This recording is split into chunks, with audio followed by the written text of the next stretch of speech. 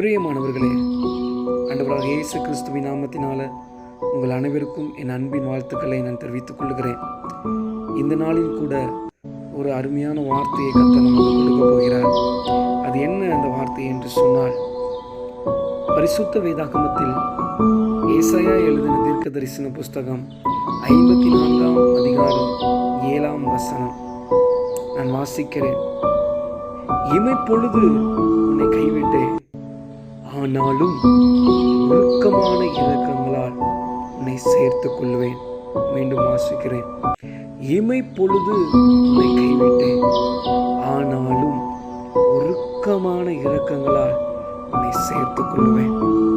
பிரியமானவர்களே, இந்த நாளில கர்த்தர் நம்மளை சேர்த்து கொள்ள அவர் விரும்புகிறார்.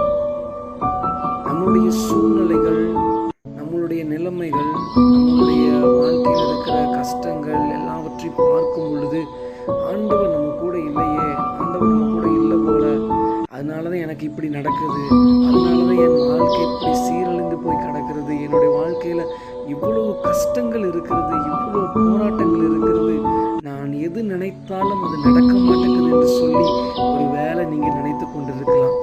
உங்களை பார்த்துதான் கர்த்தர் இந்த வார்த்தையை உங்களுக்கு கொடுக்கிறார்.